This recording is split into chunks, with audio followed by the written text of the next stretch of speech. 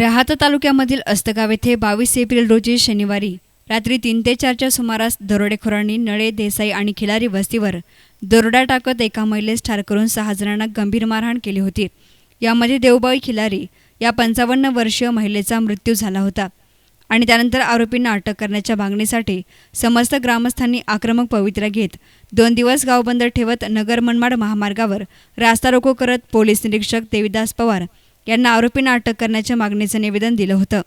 त्यावेळी 8 दिवसांमध्ये आरोपींना अटक करू अशी ग्वाही पवार यांनी ग्रामस्थांना दिली होती आणि त्यानुसार आज दरोड्यामधील सर्व आरोपींना जेरबंद केल्यामुळे अस्तगाव ग्रामस्थांकडून पोलीस निरीक्षक पवार यांच्यावर नागरिकांनी ठेवलेला विश्वास हा खऱ्या अर्थानं सार्थ ठरला आहे। अस्तगाव दरोडा दाखल झाल्यानंतर तपास माझ्याकडे देण्यात आलेल्या होत्या।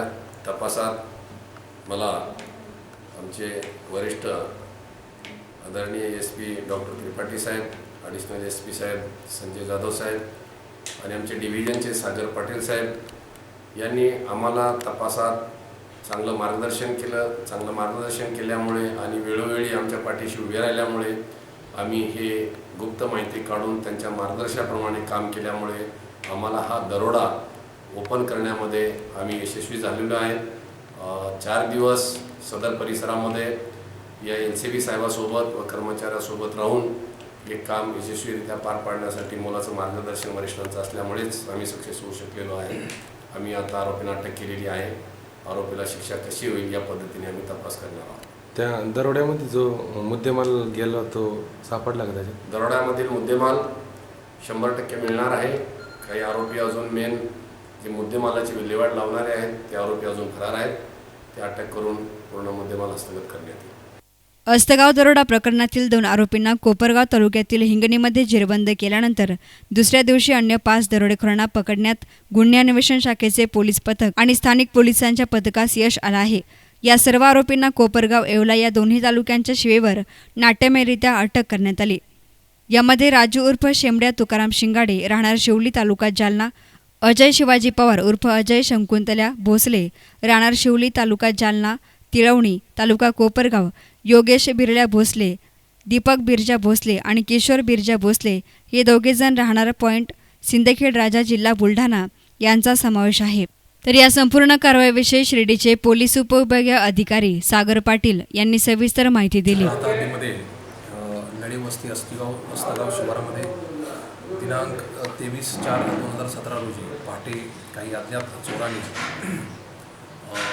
चोरी करायच्या उद्देशाने त्या ठिकाणी दरोडा टाकून या घटनेमध्ये पत्नी देवबाई खिलारे वय वर्ष 55 तिचा या ठिकाणी मृत्यू झाला होता। त्या ठिकाणी यावरून गुन्हा क्रमांक 36/2017 ज्यामध्ये 395, 396, 97 भादवी अशी कलम नोंद करून असा गुन्हा दाखल झालेला आहे। पोस्ट राहता येथे अशा संवेदनशील गुन्हा दाखल झाल्यानंतर जिल्ह्याचे पोलीस अपर पोलीस अधीक्षक आदरणीय संजय जाधव सर असे स्वतः आम्ही आणि स्थानिक पोलिसांचे जे कर्मचारी अधिकारी यांनी तात्काळ व्हिजिट दिली। आमचे जे वरिष्ठ होते माननीय विशेष पोलीस महानिरीक्षक श्री चौबे सर तसेच अपर पोलीस अधीक्षक आदरणीय संजय जाधव साहेब यांनी तात्काळ आम्हाला सूचना दिल्या। त्यांच्या सूचनावरून आपण 2-3 पथकं तयार केली आणि ह्या दरोड्यामध्ये जे संशयित होते ते संशयित तात्काळ अटक करण्यासंदर्भात आम्हाला आदेशित केले। आदेशित केल्यानंतर स्थानिक गुन्हे शाखा नगर तसेच पोस्टे राहताचे incharge API Pawar, PSI Wathore, PSI Dahipade यांच्या मार्गदर्शनाखाली एक आपण टीम तयार केल्या। टीम तयार करून गोपनीय माहिती गोळा करण्यासाठी त्यांना आदेशित केलं। 3-4 दिवस सतत त्यांनी अथक प्रयत्न केले। अथक प्रयत्नानंतर त्यांना कोपरगाव तालुका व येवला तालुक्याच्या बॉर्डरवर असे संशयित इसम राहत आहेत अशी माहिती मिळाली। ही माहिती मिळाल्यानंतर त्यांना अतिशय गुप्त पद्धतीने आणि सापळा लावून त्यांना ताब्यात घेतलं। ताब्यात घेतल्यानंतर त्यांना विचारपूस केल्यानंतर त्यांनी ह्या आपल्याकडे जो अस्तगावचा जो दरोडा टाकल्याची त्यांनी कबूल दिलेली आहे आणि त्यांना आपण अटक केलेली आहे। पुढील तपास सुरू आहे। दरम्यान जिल्हा परिषद अध्यक्षा शालिनीताई विखे पाटील यांनी अस्तगाव येथे येत दरोड्यातील पीडितांशी आणि ग्रामस्थांशी चर्चा केली। या घटनेतील आरोपींवर कठोरात कठोर कारवाई झाली पाहिजे अशी अपेक्षाही त्यांनी याप्रसंगी व्यक्त केली। आपल्या ह्या राहता तालुक्यामधील आस्तगावमध्ये जो 22 तारखेला पहाटे दरोडा पडला, त्याच्यामध्ये आपली एक खिलारी महिला मृत झाली. खरं हे दरोडे पडतात तेव्हा निश्चितच सर्व प्लॅनिंगबद्ध केलेलं असतं आणि आपल्या राहत्या तालुक्याचे PSI आपले पवारसाहेब यांनी ते दरोडेही पकडलेले आहेत. आणि हे दरोडे पकडत असताना या वस्तीवर भेट दिली असता जी काही परिस्थिती इथल्या लोकांनी सांगितलेली आहे, निश्चितच आपल्या ह्या ग्रामीण भागामध्ये जर एखादी अशी घटना घडत असेल तर सर्व गावांनी मिळून एकत्र येऊन त्या घटनेला सामोरं गेलं पाहिजे. वेळेला संकट समयी आपण सर्वांना एकमेकांनी मदत केली पाहिजे. आणि ज्यावेळेस एखादा पोलीस अधिकारी हे दरोडे पकडतो, आरोपीला जसं जामीन मिळतं, संरक्षण मिळतं, त्याच पद्धतीने ह्या पोलिसांनाही संरक्षण मिळालं पाहिजे. आणि आरोपी जेव्हा जामिनावर सुटतात आणि मग गावातल्या लोकांच्या भावना ज्या वेगळ्या पद्धतीने तयार होतात, मग ह्या पोलिसांनी एवढं जर चोरांना पकडून त्यांना जर जामिनावर सोडत असतील तर निश्चितच ही दुर्दैवी घटना आहे.